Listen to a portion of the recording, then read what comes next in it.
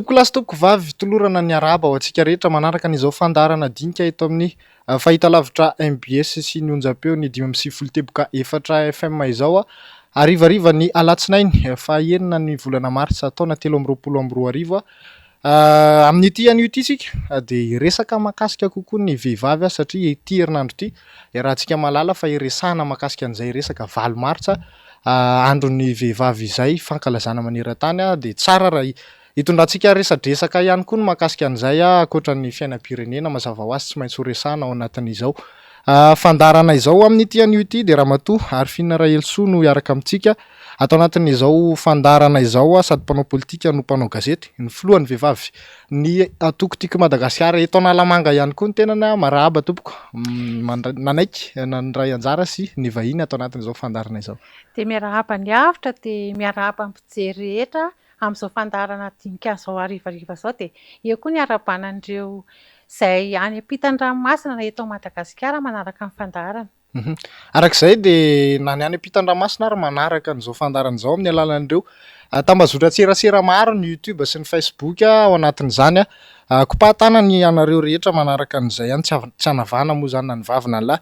Araka nefa natsidika teny am-piandohana dia iresaka mahakasika bebe kokoa ny resaka vehivavy sika ao amin'ity an'io ity mpanao politika sady mpanao gazety no mitondra fikambanana ihany koa Ramatoa Arifina Rahelsoa manahoana ny fiaim-piainana sy ny fandaminana ny resaka fotoana ao anatin'izay renim-pianakaviana ihany koa ianao.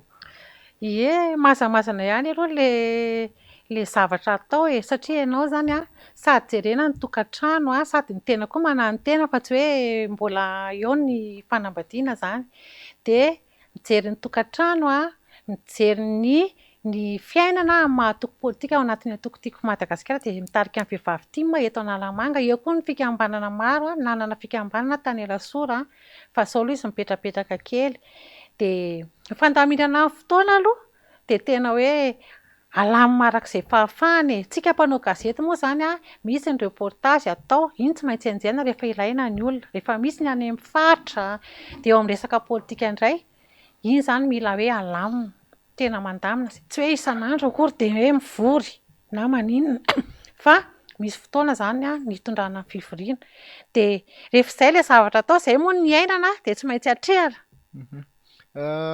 Ianao isan'ny tena matetika hita any amin'ny faritra ny resaka fitovian-jo sy ny andraikitry ny vehivavy voafaran'ny herinandro teo anao raha tsy diso tany Manakara manahoana ny fampiarana an'izay fitoviana zo izay sy ny hoe ny zo ho antsika eto Antananarivo sy ny any amin'ny faritra ny fahitanao anazy na eo amin'ny samy vehivavy na eo amin'ny hoe ny vehivavy sy ny lehilahy.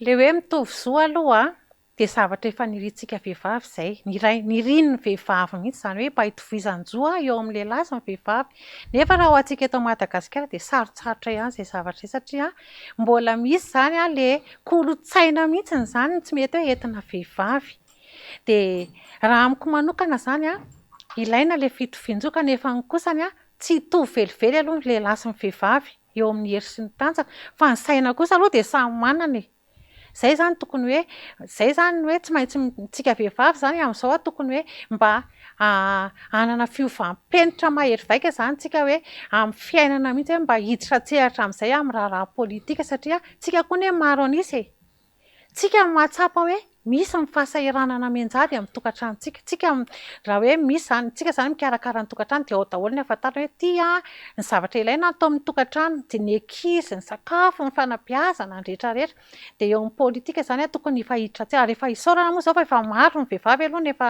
tafalatsaka ao anaty politika amin'izao fotoana izao zany ny député misy ny maire misy ny mpanolontsaina ny tanàna misy ny rehetrarehetra amin'izao zany dia hisaorana kanefa koa ny fikambanana maro samihafa tsy manaiky gizitra izany intsony ny vehivavy amin'izao fa tena hoe miditra tsehatra mihitsy.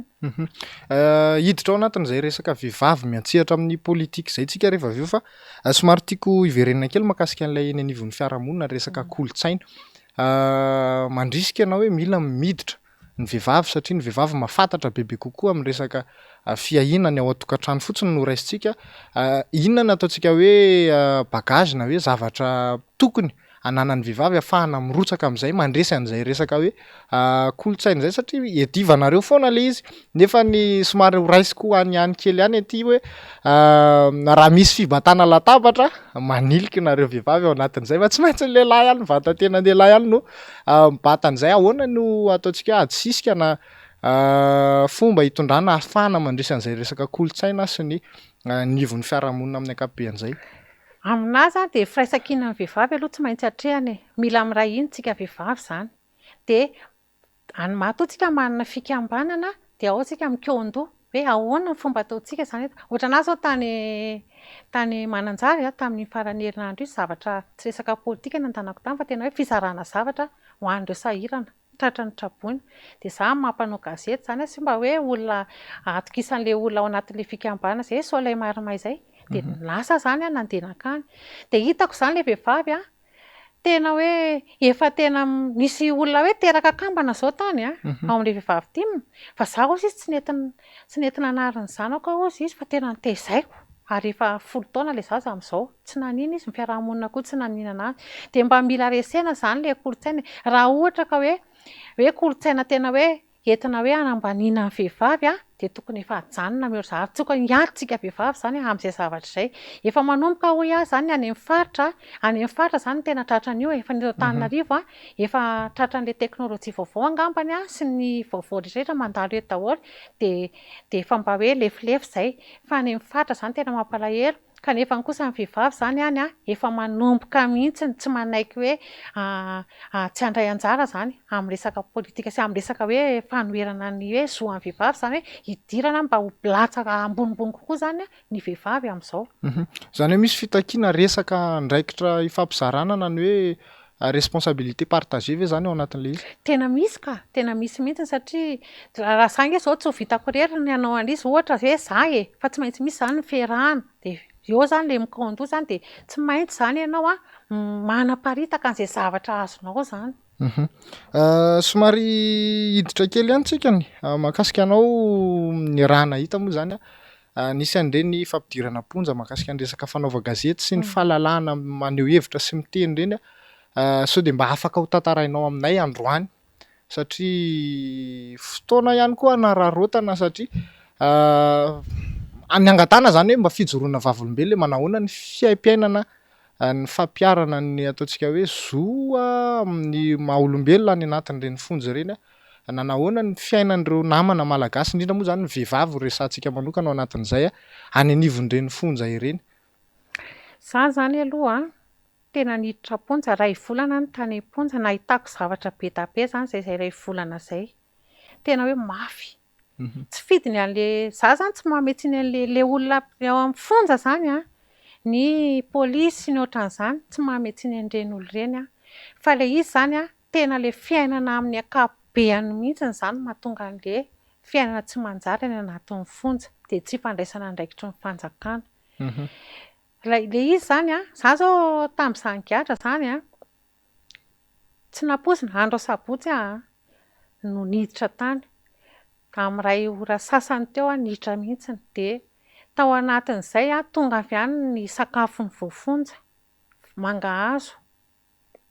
Tena mangahazo tena hoe tsy masaka izany fa tena mangahazo mafy dia izany nitondra vary nampitondrain'ny ankizivary moa izany nentiko tamin'ny zavatra kely izany vilia kely nentina tany hoe ity ho aneny atao sakafo anenana aloha sao dia noana be satria tsy nihinana sakafo mihitsy ny atoandro. Dia navelako ilay sakafo iny fa tena ilay mangahazo izany no tena nalaiko. Toy izaho hoe alao andramana izany mangahazo izany satria izay ny ainan'ny voafonja rehetrarehetra. Dia eo amin'ny ilay izy izany ilay zon'olombelona aloha izany tsy tena ilay hoe dia tena ilay hoe dia tena hoe any amin'ny farany ambany. Fa ilay izy izay izany ny tratran'ny heriny ao. Tratran'ny heriny izany dia izay izany no ataony. Fa ny toerana hipetrahana izany aloha misy karazana izany ho anay vehivavy fotsiny misy anankidimy angamba ilay izy ao. Dia misy chambre A, B dia misy anankiray izay fa tsy tadidiko intsony assimilé angamba ohatran'izay ilay izy. Dia io izany tena hoe toerana tena mampalahelo satria tena tery mifanosina ohatran'ireny inona moa tsy haiko ambony ary ny loha aty ny ambany tongotra sy ny loha zany ary ny lohan'ny olona dia aty dia tena hoe tery kely tena tsisy iainana dia na ianao ara zany dia hetsika eo dia sahirana ianao dia zany ny iainana zareo rehefa moa efa izay ara izy dia efa taty zany le zavatra izay misy dia eo zany mba hoe mampalahelo zany betsaka ny zavatra efa notantaraiko tamin'ny onjam-peo fa ity ny tena zavatra nampalahelo anahy nisy ankizy narary tena hoe narary efa akaiky ny fahafatesana zany iza nanao cotisation izay voafonja nanao cotisation hitondrana anazy amin'ny taxi ho any amin'ny hôpitaly voangona le vola tena jeritreretina hoe fonja zany inge tsisy vola mitra fa nefa ny fianakaviana no entinao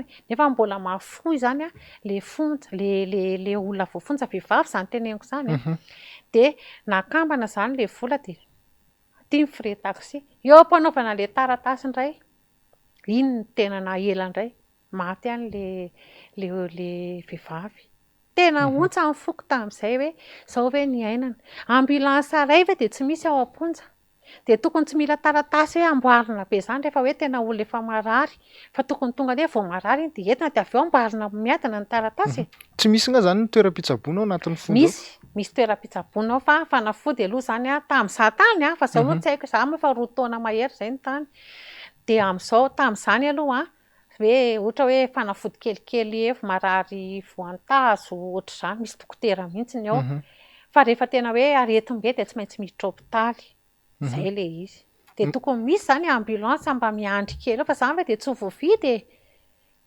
zany dia tsy voavidy ny fanjakana ny zavatra katikatara raha vidiana be da be erisy vita fa dia iny ve dia ny tomobila hitako tao zao fa tamin'ny fitondran'ny président Marc Ravalomanana le mitondra fonja le Mercedes ngezangeza anankiroa reny nga sa firy dia reny zao mbola hitako tao dia reny ny amboamboarina fa tsisy vaovao be hoe tena le tomobila vaovao zany hitondran'le voafonja avy any any Tamora makary amin'ny tribunal rehefa miaka-midina ao sisy ny fitenenana zareo dia eo zany tena mila dia le olona koa nefa an'ireo gadra ireo tsy mila an'izany hoe fonja manara-penitra satria ny tenin'ny président tany tantarainy zareo anahy mba teneny fa ianao mpanao gazety ho sisy le olona fa izay tsy mila fonja manara-penitra fa ny anay tianay izay ho tsaraina haingana tsy hijanona ela be aty izay zany le zava-misy any amin'ny fonja iny dia misy vehivavy zany ao araka ny resantsika misy mitaiza kely ao fa isaorana aloha fa misy olona fikambanana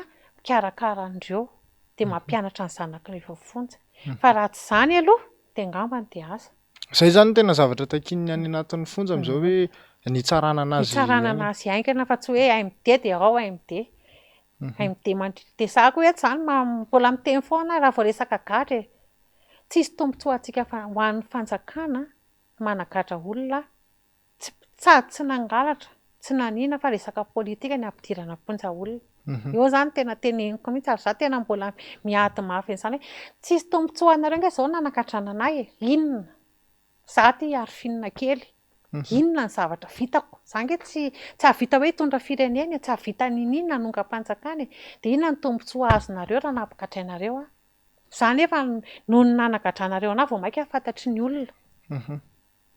olona manerana an'izao tontolo izao izay no netson'ny olona anahy nandeha tany Maroka izay hoe za mbola tsy mivoaka Madagasikara hatramin'izay rehefa lasa nandeha tany Maroka dia eo zany mapetraka manararaotra kely amin'izay teneninao izay hoe tsisy tombontsoa anareo ny nanagadranan'ireo olona ny mpigadrana toa zany Berija lehilahy izy fa za vehivavy miteny Berija Roly mbola rajona mpialatsiny fa tsy voateny hoe minisitra na ohatran'izao fa ireo zany le izy dia ankoatra mbola misy vehivavy koa any mikatra resaka politika dia izay zany mampatonga ana miteny hoe oka le fanagadrana satria tena mijaly anie izany olona manakavana any am-pigadrana izany tena mijaly izany ianao any am-pigadrana tsy dia maninona efa zatra ianao ny sainao amboarinao fa le fianakavianao aty avelany tena ohatrany hoe mikatra ohatranao Wararotiko kely makasika an'izay resaka any am-ponja izay ihany misy ny resaka hoe ampandraisana anjara anaty resaka fifidianana antsika moa efa katoko ny fifidianana zany taona 2024 wararotiko kely ihany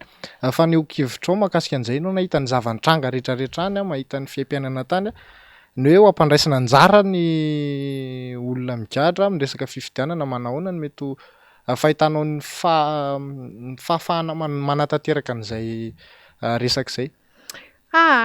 Tena sarotra aloha izany sarotra be amiko satria ireo voafonjy ireo tena be dia be amina rivony ireo dia misy nefa tena hoe migadra tena migadra, dia misy ilay mbola MD fotsiny, izany hoe mbola tsy nandalo fitsarana izany.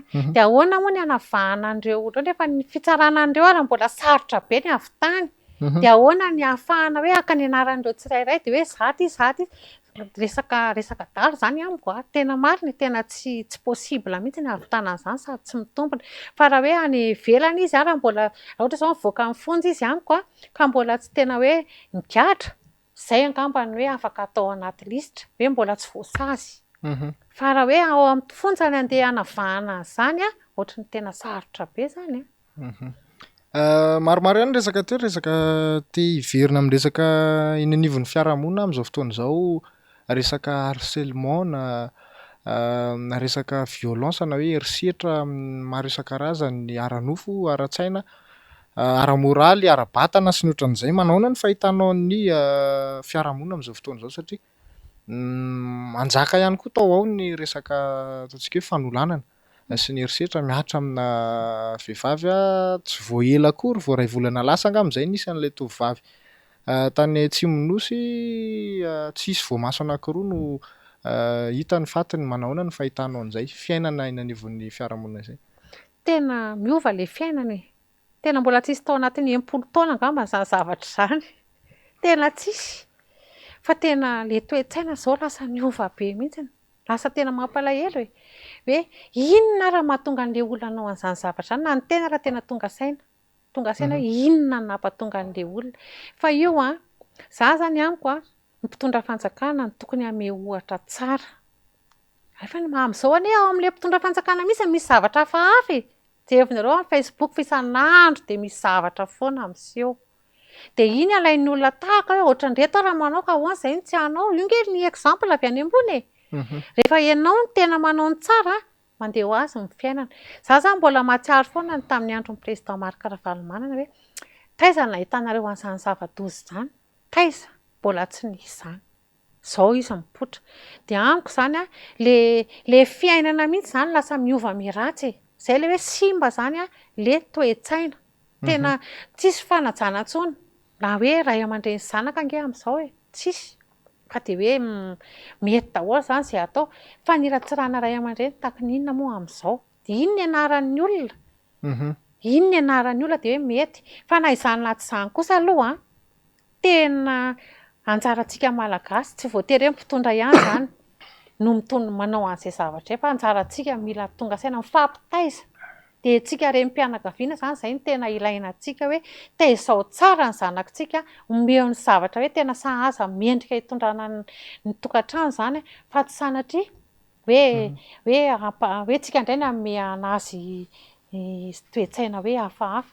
Dia io zany ny fanjakana manana andraikitra an'izay tompona andraikitra, fa ny ray aman-dreny koa tompona andraikitra amin'ny fitaizana ny ankizy izany amin'izao. Izay indrindra ny ao anatin'ny tokantrano miainga ilay fanabeazana dia mivoaka tsikelikely amin'ny fiarahamonina, amin'ny firenena moa izany mazava ho azy misy ny fikambana maro samihafa. Manahoana no tokony hoe anjara andraikitra na hoe ataontsika hoe fomba hitaizana satria anabeazana moa izany mazava ho azy ao anatin'izay fitaizana izay amin'izao ny fanatontoloana efa manomboka ny bahana. Manahoana no mety ho endrika avy aminao ary finina Raha Helosoa no mahakasika ny hoe fanabeazana sy ny fitaizana ao anivon'ny tokantrano mifandraika amin'ny resaka fanatontoloana amin'izao fotoana izao? Io izany ny ray aman-dreny mihitsy no tena mila tonga saina amin'ny resaka fanatontoloana satria izao amin'ny zazakely vao 5 taona dia efa mikitikitika, manao jeu aloha izy amin'ny voalohany dia avy eo iny mahita an'ilay jeu dia ohatra mitaritarika zavatra hafahafa amin'ny sainy ilay izy, dia avy eo indray mahita amin'ny Facebook iny misy lafiny tsara misy lafiny ratsy, dia eo izany mila hoe ny ray aman-dreny mila mandinika. Izaho izany eo amin'ilay ray aman-dreny aloha izany aloha no tena teneniko satria izaho vehivavy renim-pianakaviana, dia anjarantsika vehivavy hoe mila tezaina aloha ny ankizy ao anatin'ny fivavahana, tena mila mivavaka Zay zany. Satria mivavaka angeny tena hoe ao daholo ny fampianarana ny zavatra tokony hoe hoentin'ny ankizy amin'ny fiainany mihitsiny. Ary raha vao mbola kely izy dia efa manao an'izay dia efa iny no entiny mandra-pahalehibeny. Fa iny zany no tsy ampy amintsika fa zao efa lasa variana amin'ilay fanatontoloana sy ny anona zany ilay fiainan'ny ankizy amin'izao dia lasa tena miova ilay toe-tsaina dia lasa simba. Zay zany ilay izy. Dia tsy mahagaga raha eny hoe olona ao anaty Facebook ianao ohatrany hoe manao hanina mamoafà dia ilay dia tavana vola. Tena zavatra mampalahelo mihitsy izany. Dia eo ahoana moa ray aman-dreny ve tsika dia mahita ny zanantsika ve dia tsy hitery mihitsy tsika hoe petraha tsara ianao fa tsy mety nge izao ataonao izao hoe na dia tsy ho tiany ary ianao dia aleo atao foana ny andraikitra anao amin'ny mahareny ianao. Ianareo no maro anisa. Mazava ho azy moa zany ny resaka namana ihany koa isan'ny voaresaka ao anatin'izay hoe fiarahamonina izay nisan'ny ao anaty tokantrano miresaka an'izay ianao resaka anaty tambazotra serasera mbola sarotra aloha zany ho antsika eto Madagasikara ny anaovana hoe ny fihezana an'izay tambazotra izay mety ho azo eritreretina ihany koa izy ireny ahafahana manabe kanefa ny ataontsika hoe ilay inisiativa na ilay hoe finiavana ny mety hoe tsy ampy ve ao anatin'izay ianareo ozy ihany teo maro anisa sao ihany koa mba misy inona reny nolazantsika an'izany hoe fifampitariana nga amina samy vehivavy ihany koa no mahatonga an'izay zavatra izay satria matetika moa zany trangana zavatra anankiray dia hoe ny lehilahy foana no isan'ny hoe voatorotoroka ao anatin'ilay izy kanefa misy ihany koa ny fitarainana maro samihafa amin'izao fotoana izao ny fikambanana maro samihafa efa misy ny hoe mihaino ny lehilahy hiara-ny herisetra ihany koa ao anatin'ilay izy izay nataoko hoe mety fifampitariana amina samy mpinamana vehivavy ihany koa mety hoe afatra angamba no angatahako amin'izay mahakasika an'izay hoe ahoana no mety ho afahana miala amin'izay environnement kely na vehivavy zay satria raha malala ihany nareo vehivavy rehefa somary tafiarak'izay resa vehivavy zao aloha tena vehivavy aloha tena misy ohatra zao hoe vehivavy ankehidraisiko ohatra fotsiny aloha amin'ny fitondrana amin'izao fotoana izao be ilay atao hoe rehetra vehivavy akoho-vavy maneno azonareo hoe akoho-vavy maneno dia ao nefa ao ny tena misy raikitra ny anna fa za zany amin'ny vehivavy tia aloha dia elana mihitsy izany hoe izay zavatra tenenina izay hoe alao mba tena zavatra tsara no iraisana fa tsy zavatra hoe sanatria vao maika anapotika anao vehivavy sy ny firenena zany satria ny vehivavy anie hoe firenena dia reny dia ao zany ao amin'ny vehivavy iainga amin'ny vehivavy daholo zany ny zavatra efa ratsy ihany na ny lehilahy raha hoe vehivavy manoro hevitra anazy amin'ny zavatra ratsy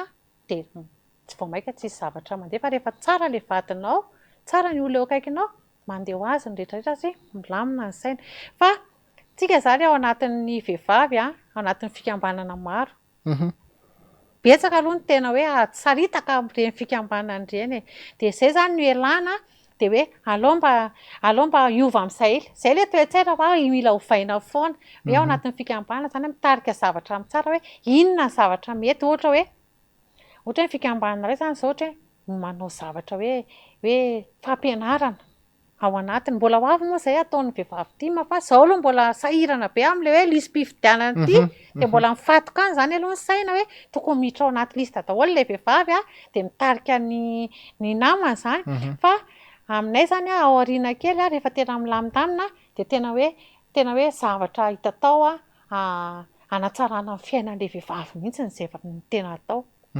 Efa somary niresaka an'izay mahakasika ny vehivavy eo anivon'ny fitondrana izay ihany ianao raha malala moa zany fa ty fitondrana ity nisany hoe napiditra betsaka ny vehivavy hisehatra ao anatin'ny sehatra politika maro dia maro ihany kosa aloha izy ireo amin'izao fotoana izao korotandrotana izay angamba nazo ilazantsika anazy scandale no hita mandrakotra an'ilay fitondrana amin'izao fotoana izao tsy voamaly kory angamba ny arany ny rahantsika nahita reny any miparitaka any amin'ny tambazotra tserasera reny efa nanatsidika an'izay ihany ianao teo hoe somary manahirana ihany fa inona le tena hoe ataontsika hoe le fototra mahatonga an'izay hoe menasehatra nareo kanefa ohatran'ny to scandale indray no hita mibana ao anatin'ilay izy.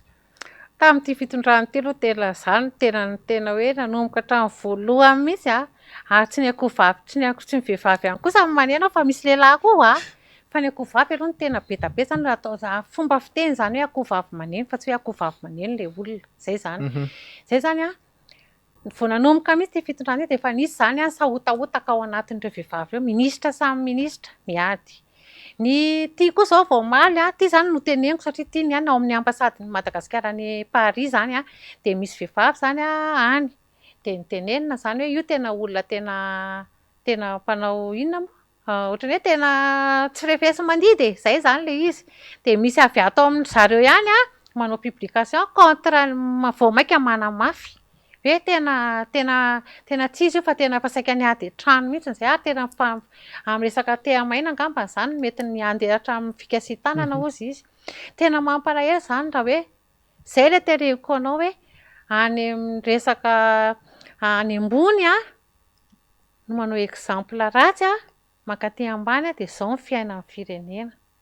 Olona tokony amin'ny toetra tsara ampiseho toetra tsara eo mason'ny olona no lasa manome ohatra ratsy amin'ity adiady ity dia tena gravy tsy voatery hoe vehivavy ihany kosa fa ny vehivavy aloha tena mahay vavy dia vehivavy no tena manao anina miady ny député sy ny vehivavy minisitra ary tena tsy miafiafy mihitsiny amin'izany fa tena hoe tena miady tsisy hoe afempenina fa tonga dia mitambazotra serasera daholo ka eo mampiteny anahy hoe maninona loatra ity firenena ity no mipotehana.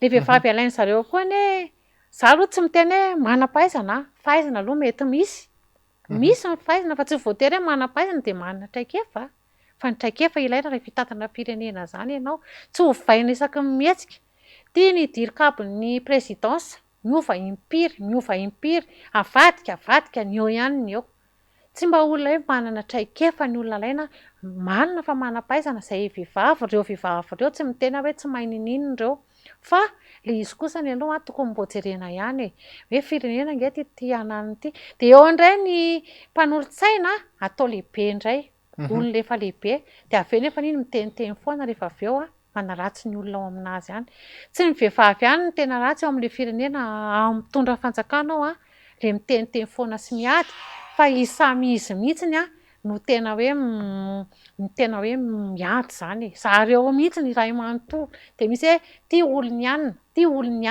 le olony ihany anankiray ity tena hoe io ny tena mandidy sy manapaka zany eto amin'ity firenena ity fa ty président ity sary vongana fotsiny zay zany le tiako tenenina fa hoe nareo mpitondra fanjakan'ireo mba jerevy fa tsy nareo no andeha vao maika ane potika le firenena nanaovanareo anazy sody kosa ary tsy zakanareo ary le ataontsika hoe omena andraikitra miady nareo hitovy zoka nefa nomenonareo sao dia mba tsy zakanareo vehivavy kosa ary ilay ataontsika hoe amina sehatra ambony. Misy vehivavy aloha ao fa tena hainy tsara ny asany misy vehivavy tena tsy tenenina fa tena hoe mahay an'ilay zavatra tena hoe ataony fa tsy voatery kosa ny hoe fa le tena omena andraikitra ambony miaraka amin'ny président ohatra ny Tanora kely daholo ohatra ny anao inona le tsy haiko ohatra hoe misy anga jerena amin'izy fa tena hoe tanora kely daholo ilaina ny tanora ilaina fa le traikefa tena mila jerena satria firenena ho aty fa tsy sanatria hoe tokantranonao fa firenena olona 7 tapitrisa no ilaina hoe fahananao zay fa tsy hoe olona 10 na 20 dia izay tianao atao ny atao. Miresaka an'izay politika izay isika mahakasika an'izay hoe nanomboka tamin'ny taona 2024 raha tsy diso 2025 mialatsiny tanoany nanomboka nahitako sy natsapako nisy vehivavy no rotsaka ho filoham-pirenena raha tsy diso raha tsy diso izay maromaro ny firenena eto ambony tany misy vitsivitsy maromaro vitsivitsy no tarihana vehivavy no mitondra ankoatra ny resaka ataontsika hoe ny Angleterre moa zany mazava ho azy esorintsika ao anatin'izay saika tsikaritra aloha anatin'le fitantanan'ny vehivavy milamina ny firenena Ataontsika hoe manjaka ny demokrasia fa somary sahirana anaty resaka fampandrosoana. Mety inona no mety ny antony mahatonga an'izay ny fahitany Ramatoa ary fihinana Rahelsoa anazy? Ny fahitako an'izay aloha, ninahy zany aloha rehefa milamina, ninahy zany mpitondra fanjakana, izaho zany tsy mila zavatra ngeza be hoe tsy maintsy tanterahina ary vita amin'ny vehivavy izany e. Raha ohatra ny tena ilaina izany amin'ny fitondrana firenena dia ny resaka sosiala, ny resaka fanabeazana, resaka fitsaboana, resaka vidim-piainana. Rehefa ireo no voafehy an'ilay olona iny ary ny vehivavy matsapa an'izay zavatra dia izay no mampandeha an'ilay zavatra ataony izy tsinona izay ny anazy ny zavatra hoe tena himaty-matesana e. Dia mandeha ny fa mifampandrosoana hozy ianao hoe somary taratara kely iny rehefa voky ny olona mandeha ho azy ny mifampandrosoana. Rehefa miadana ny olona mandeha ho azy ny mifampandrosoana. Ary na zany ny vehivavy zany eto Madagasikara aloha mbola be dia be ho ilay kolontsainantsika eto Madagasikara hoe tsy mety ilay hoentim-behivavy. Tsy mety ilay hoentim-behivavy dia izay mahavoa an'io. Dia izay mampatonga ny lehilahy satria ilay lehilahy mihitsy izany tsy manaiky hoe ahoana izay. Président Marc Ravalomanana tadidiko tsara, nisy minisitra vehivavy minisitry ny inona moa izany miaramila, inona moa izany filaza minisitry ny fiarovam-pirenena tamin'izany fotoana, vehivavy dia ohatran'ny tsy levon'ny vavoniny zareo izany izay zavatra izay. Dia iny no mety hoe fikanetona nanao koa izay nandro-danana ny président, azonao. Dia izay izany hoe tsika izany efa mandeha tsikelikely izany ilay izy e. Tsika izany tsy afaka hoe tena tonga dia hoe hisabaka be hoe tonga dia tsy maintsy tsika vehivavy ny filoham-pirenena. Fa isaorana aloha izay vehivavy niditra ho filoha izany satria tena manana fahasahiana ry zareo. Fa amintsika amin'izao fotoana tsy ho vita vetivety izany izay hoe fandehanana vehivavy hitondra firenena izay, fa mandeha tsikelikely io. Ary rehefa miray hina tsika vehivavy miray hina fa tsy manao miady hatrany, tsy miady hatrany, tsy manao akoho vavy maneno, tsy manao an'ilay hoe miady isaka manao fikambanana. Ny lehilahy manko tsy mba manao an'izany loatra, tsy dia hita loatra izay hoe ao anatin'ny fikambanan-dehilahy misy hoe adiady na ohatran'izany, fa ny vehivavy foana no tena manahirana indraindray. Dia ialahintsika vehivavy izany izay zavatra izay fa tena hoe mila tsika miray hina esorina izany ilay adiady amin'ny zavatra izay atao dia mandeha ho azy tsika e. Ianao isan'ny mitarika fikambanana ho raisiko ny resaka fikambanan'ny vehivavy ao anatin'ny atokotiko Madagasikara eto Analamanga. Manaona no mety ho fahitanao no mahakasika ny resaka hoavin'ny vehivavy ao anatin'ny fiantsiarana amin'ny resaka politika? Ilay vehivavy eto Analamanga aloha tena marisika dia marisika. Ala izy nentina tsikelikely. Vehivavy tia moa efa nisy foana hatramin'izay, efa niaraka tamin'ny fitondrana hoe 20 taona izany ny atokotiko Madagasikara nisy foana. Fa somary tamin'ireny fanonganam-panjakana ireny dia somary ohatran'ny hoe niletiletika kely izany fa ny atoko politika nisy foana tamin'izany nisy foana. Fa ny fikambanana izany dia tato ato izany izay mihetsika amin'izay hoe andao angaha tsika hijoro amin'izay tsika vehivavy fa izy ahoana tsika nipetra-potsiny eto tsika maro an'isa. Dia raha ny fijeriko ny vehivavy tia meto tena marisika. Ary izay izaho rehefa mandeha any amin'ny province dia tsy maintsy miresaka amin'ilay vehivavy ihany hoe izay nge afaka ataonareo ohatra e. Dia nefa dia hoe tena vao mahita an'ilay zavatra ataony Analamanga izany ilay any amin'ny province izay koa tena mba hanao ohatranareo, izay ilay zavatra atao. Izay izany rehefa miray hina ohatran'izay ilay olona mandeha ho azy ilay fikambanana dia hoe ilay zavatra tsara ataony ihany izao dia taafiny aty, dia ny zavatra ataony aty tsara dia taafiny. Dia raha manay Analamanga fotsiny izany izao efa misy mpikambana Anarivonmahery izay izao ny soratra anarany hoe ao anatiny aty izany tena hoe mpikambana mavitrika e. Fa be dia be koa ny olona te hiditra ao anatin'ilay izy fa mbola hoe sasa tia fahantrana mahazo antsika ity moa tsy ahafahana mihitsy hoe mba hoe mahavita hoe andehanana hoe miditra ao anatin'ilay fikambanana dia tiana azy. Fa dia mandeha ho azy fa izaho izany tena hoe misy fanantenana nefa mbola mila asa be koa. Hitsofoka kely sy resaka mahakasika ny resaka fifidianana antsika efa natsidika teny aloha ihany ahoana ny fifanentanana aminareo samy vehivavy araka ny efa nilazaiko teo ihany koa ny vehivavy ny maro an'isa. Nareo araka izany rehefa maro an'isa dia isan'ny tena misehatra bebe kokoa amin'ny resaka fifidianan'izay na izany ara zay koa moa zany tsy azo atao ambanjavatra ny lehilahy manao ahoana ny fanentanana satria nisy ihany koa ny toromarika mahakasika an'izay hoe ny vehivavy manao ahoana ny eo anivon'ny ny atoko na hoe eny amin'ny fiarahamonina eny. Ny vehivavy tiako Madagasikara teto Analamanga zao vao nisy le hoe manao refonty iny zany liste électorale de tonga izay nisy mibaiko nataon'ny président Marc Ravalomanana izay moa manaraka mibaiko ny bureau politika sy ny nasionala rehefa misy zavatra atao fa tsy hoe ataotaonay fotsiny. De nisy zany ny baiko nomeny misoratra anarana ao anaty listim-pifidianana daholo ny olona pirenena tsirairay. De ohatranay zany vehivavy ity ma vao naheno an'iny izay tsy nandeha hoe nanao publication na nanao inona kosa aloha fa tena hoe tonga de mivory de nomena andraikitra ny isam-pokotany zany manentana ny hoe ianao aloha fianakaviako izay zao ohatra hoe 5 mianaka tonga de nentiko tany amin'ny fokotany ny karapanondronay de tonga de nisoratra daholo ny anaranay ao an-trano mifidy de ohatr'izay no ohatra menana antsika ao an-tokantrano aloha. Rehefa vita ny ao an-tokantranontsika misehatra indray tsika mivelatra kely de namana sy ny olom-patatra vita iny fokotany zany ny aingana farantsika mahavita ny fokotany iray manontolo de eo zany de nijerena hoe deuxième arrondissement zao ohatrany hoe nalaindaina hozy izy ny CENI zany amin'le fisoratana anatra namena asa ny ankizy amin'ny deuxième arrondissement hoe andaninareo miasa de ataovy mihitsy ny asanareo hoe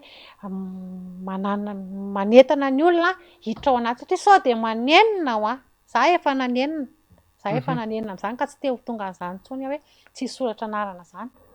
Zany anga tsy hifidy fa inona tsy ho lany eo akory le olona hoe hofidiako fa mpangala-batiny ery aiza manao an'izany tena fadio zany fa vao maika ange mahazo aina le olona mangala-bato raha voatra ianao ka tsy misoratra anarany de zay ny zavatra nataonay zany ohatr'izay fiteniko izay de reo ankizy ireo efa mba hoe nanentanentana de hatramin'izao mbola manana 2 volana mbola tsy vita fa mbola tena manao zany hatramin'izao tsy de hoe sehoseho tsy mifisehoseho iny aloha mibetsaka hoe andeha hanao an'ity fa asa mangina ny tena mety de amin'izay mba tonga saina le olona.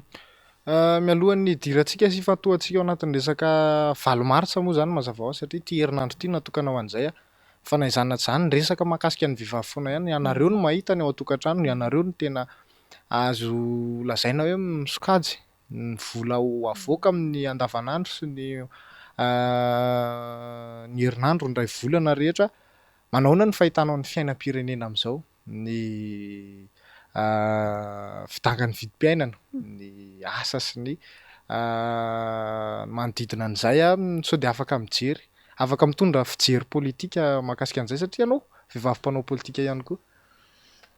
Tena mampiteny moana izay zany mampiteny moana tena sahirana ny renim-pianakaviana zao amin'ny fikarakarana ny tokantrano tena sahirana de eritreretinao tsara fa ny karama kely izay azo ange tsy ampy vidim-piainana zany tena midangana.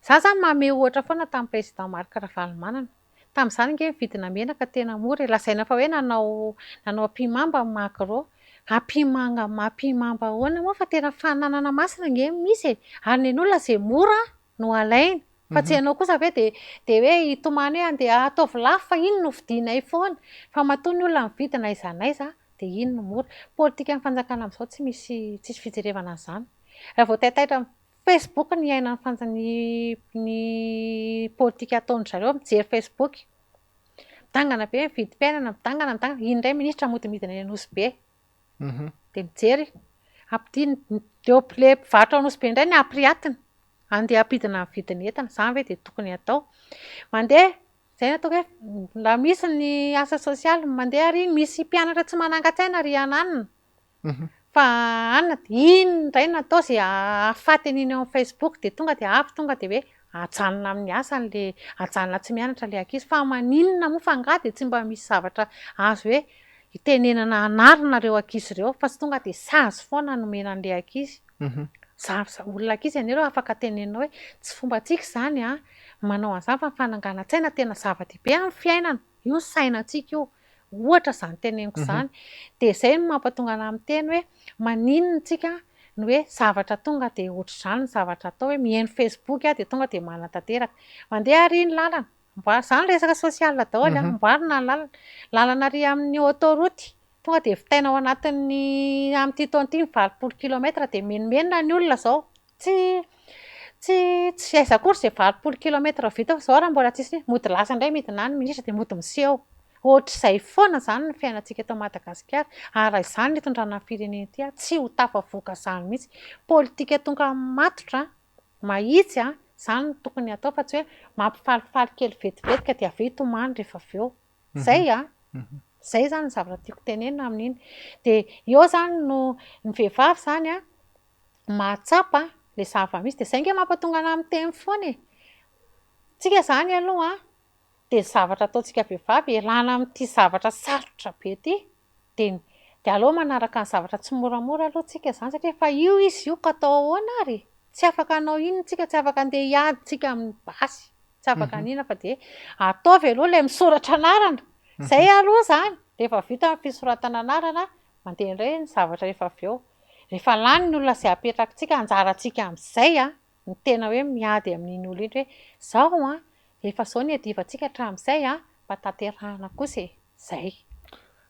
Miresaka sosialy mahakasika an'izay hoe miakatra ny vidim-bary 503 misy mihoatra ara ny kilao amin'izao fotoana izao tsy ampy ve izany ny fahitan'ny ramatoa Arifina Rahelsoa ny zavatra ataon'ny fitondrana amin'izao hoe mitondra vary iray vilia sy ny manao zavatra ohatran'izay satria sosialy ilay resaka. Naheno an'ny président tany Mahanoro tamin'ny Amboleazy zareo. Izay dia niteny izy hoe jeriny resaka sosialy fa hajanona daholo ny foto-drafitr'azy.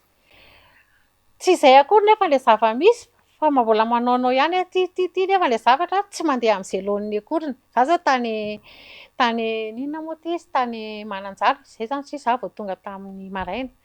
Dia nahita foto-drafitr'asa manara-penitra. Izay ilay tenenany anazy commune Mananjara. Ohatran'ny tsisy fototra ilay izy. Gogagoga be daholo ilay aty amin'ny fototra. Tena izany no tena hoe dia efa misy mitresadresaka ny sasany. Ohatr'izay ilay zavatra atao amin'izao. Ka ilay 503 ny vary tena tsy zaka izany. Izao ange misy ny olona tsy mihinam-bary izany intsony e. Indray mpandeha mihinana ihany ny olona. Atao vary sosoa be dia iny. Tena mahita za tena mipetraka any amin'ny hoe Bas-Quartier tena mahita ny fiainan'ny olona. Fa raha mandeha izao ianao mahita vehivavy ianao tena ohatran'ny tsy tonga saina izany. Mampalahelo be. Ohatran'ny olona hoe miasa saina. Inona izao ny asan'ity olona saina? Mety ilay sakafo any an-trano izao. Satria ilay izy matimatesana hoe atao ny fijerena sosialim-bahoaka vary karisy, vary mayonnaise no menao an'ireo. Izany angaha e. Tsy vary iray andro ange dia tavin'ny olona tompoko. Fa tena hoe miaina mandritra ny hoe fari-piaina satria izy volany daholo ange no ampiasainareo ireo e. Dia tsy menatra ve nareo? Izaho izany mahita an'ireo député izany aloha ny ataoko hita amin'ny masoko eto izany misy ny député tena manao ary tena hoe karamany tapitra mihitsy anaovana asa soa dia efa indray mahazo loza rehefa avy eo tsy anjaranareo ange izany e. Dia nefany misy ny député mandray karama ohatrinona fa inona mba vitany? Fijerena. Dia izaho menatra raha izaho mandeha tômôbilina vaovao be ohatra amin'ireo mpitondra fanjakana ireo mandeha mizara zavatra any ambanivohitra ny tômôbilina bobaka be 4x4 daholo nefa ilay sakafo mena vary iray vilia. Dia izany hoe mba mety amintsika malagasy mety ve izany? Sao dia mbo tsy izany intsony e. Ny resaka sosialy araka ny efa noteneniko tany am-poalohany fijerenan'ny fampianarana miditra mianatra tsy mandoa anona ny mpianatra eny amin'ny EPP. Ny ekolazy moa ny olona efa zatra ange ny olona mandoa ekolazy iny efa izay izy ny safidy an'izay e, tsy olana. Fa ileo amin'ny EPP tokony miditra fotsiny. Nefa mbola ireo ray aman-dreny ndraika mbola mandoa ny karaman'ny FRAM. Mbola misy cotisation FRAM ange aloha eny. Dia izany nefa fanjakana aiza. Dia maninona raha ny karaman'ireo minisitra sy ny député sy ny rehetrarehetra ao anasory daholo. Ataovy any raha ireo ange tsy omena karama tsisy milatsaka ao fidiany izany ireo e. Maninona raha tena atao hoe karama kely? Atao hoe karama. mandray karaha misy fa tonga hoe mba kelikely fa maninona raha mba hanampiana an'ireny olona eny amin'ireny sahirana ara-pivelomana ireny le budget tokony atao ao. Izay zany no tena tiako tenena hoe ny olona amin'izao nge matimaty ho azy izany eny an-dalana eny tonga dia tsipaka ho azy eny maty ho azy. Any an-dàlana ianao mandeha ianao mandeha mandeha kely fotsiny ianao manerana Madagasikara vao mijanona ny tômôbila vao madama ame vola fa noana be. Izany ny zavatra hita tokoko dia mandry amin'izany ve ny sainareo? Tena miteny anareo fa tena mandry amin'izany ve ny sainareo olom-boafidy sy ireo mpiasam-panjakana be da be ambony ireo hoe mahita an'izany olona hoe gasy mitovy ianao mangataka. Ray mandeha izay mba nisy depiote niaraka tany Toliara fa tena nitondra vola majinika firy izy angamba fa tapitra namena an'ilay olona mangataka teny an-dàlana ilay vola. Sy ihany ianao fa nitondra an'iny vola iny fa raha tsy izany dia tsy hita sy mba mpanavita kely ho an'ilay ankizy kely mangataka ilay izy.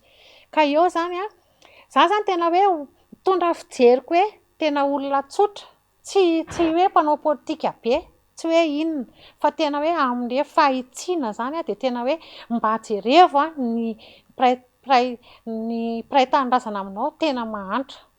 Tena mahantra. Izay ny zava-misy iainana eto Madagasikara amin'izao fotoana izao tsy maintsy niresahana satria latsaka katerina tanteraka ny malagasy ny valomaritra ihany koa. Isan'ny tsy maintsy resahana ao anatin'izay satria vehivavy ny vahiny izy ny vehivavy faharoa no raisiko aloha izany ho anahy manokana ho anteto amin'ny fandarana dinika aho ararotina ny resaka valomaritra maro ny hetsika rehefa tahaka izao.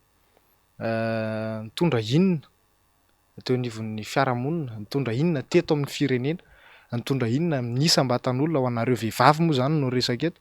Reny hetsika marobe efa niseho hatrizay ireny. Aminahy izany aloha raha mbola izao ny fiainantsika dia tsy nitondra vokatra hoe inona ilay izy fa izay manana ihany no manana. Dia fomba hanaovana oeraoera izay izany ilay izy ilay valomaritra izany lasa hoe hanaovana tafiditra amin'ny resaka politika. Ampidirana resaka politika dia mamory olona izany ao amin'ny fitondram-panjakana dia entina daholo ny avy any amin'ny faritra dia atao feno be ilay kianja dia hoe io izay fa mbola maham-bahoaka. Izay izany ilay zavatra misy.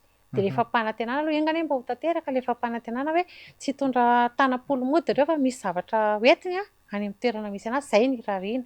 Tsika tsy manisy hoe aiza omena ireo fa aleo izy omena aleo omena ilay olona. Izaho amiko izany tsy dia tena hoe nitondra inona be loatra izany tamin'ilay resaka valomaritra izany fa dia hoe efa andron'ny vehivavy io dia atao. Inona izany nefa ny tena tokony hoe zava-dehibe andrasana ao anatin'izay hoe andro iraisam-pirenena ho an'ny vehivavy izay na ny valomaritra? Ny fanomezana lanja amin'ny vehivavy tsy amin'ny resaka entina oeraoera fa tena hoe inona ilay zavatra tena ilainareo vehivavy, inona ny tena zavatra tena mety aminareo dia alaina ilay heviny dia tena tanterahana. Izay izany amin'ny andron'ny vehivavy valomaritra izany. Tsy ataotao foana ilay hoe ity ny slogan ity ny ihany fa tena hoe mila aleo aloha ilay tena fiainan'ilay vehivavy mihitsy ny tena jerena. Izay izany fa aminahy izany izay fombafomba iny afaka atao ihany fa jerevo ilay tena hoe zavatra maharary ilay vehivavy. Maro dia maro izay fanazavana noentinao izay ary finina Rahelsoa sady mpanao gazety no mpanao politika mitondra fikambanana maromaro ihany koa. Inona no mety ho hetsika amin'ity herinandro ity sy ny amin'ny valomaritra? Inona ny hampiavaka an'izay valomaritra taona 2023 izay? Ho anay vehivavy tia manala manga izany dia ao Amaky Behoririka, kianjan'ny finoana. Izay ilay anarany io, kianjan'ny finoana Behoririka. Ao izany no ankalazanay ny valomaritra amin'ity taona ity. Dia hisy hetsika maro izany ny ataonay fa ny voalohany amin'izay aloha dia ny fitondrana mivavaka amin'ny firenena. Misy fotoam-bavaka lehibe izany ataonay ao satria mivavaka manova zavatra. Akina amin'Andriamanitra foana ny zavatra rehetra satria efa tena efa latsaka katerina loatra amin'ny fiainana. Andriamanitra izany sisa ny tena hoe anteherana hamerina ny fiainan'ny malagasy amin'izao. Dia hoe izay ilay hoe vavaka manova zavatra dia omey vehivavy endry aho hanorena firenena vanona. Izay izany ny lohahevitra ataonay izany amin'ilay fitaovam-pivavahana izany. Dia rehefa avy eo izany isy ny fijoroana vavolombelona ataona mpanao politika anankiray manana inona moa tsy izany mpihira anankiray dia ny iray olon-tsotra. Reo zany hitondra hoe ahoana zany ny fomba ny ainany nandritra an'izay fotoana ny ainany izay amin'ny asa izay ataony amin'ny zavatra izay ataony. Dia mba manome lesona ho an'ny vehivavy izy. Izay zany. Fotoam-bavaka dia izay resaka fijoroana vavolombelona izay dia fahatelo andron'ny vehivavy io. Dia mba misy kosa zany hoe izay vehivavy angefa reraka ny fiainany, reraka ny rotoroto lava, dia mba misy fifaliana zany ataonay ao zany hoe anao misy didy zany isan-karazany, misy olona tena hanao animation zany ao resaka zumba, resaka hirahira, zavatra atao dia mba miarakaraka eo zany izay vehivavy. Izay zany tena hoe ataonay. Dia amin'ny larobia zany manomboka amin'ny valo zany izay dia efa manao fotoana eo amin'ny maha-gros-beoririka. Fa raha-pitso talata izay misy fanadiovana faobe zany ataonay ao.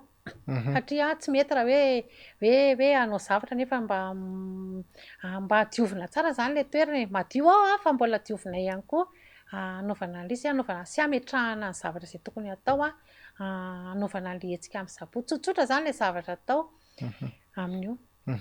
Amarana ny fotoantsika Ramatoa Arifinina Rahelsoa, afatra izay angamba no angatahako anao sady ho famidinana an'izao resadresaka niarahana teto izay afatra ho an'ny vehivavy fa tsy maninona ihany koa na ho anay lehilahy ihany koa raha sitraka indrindra.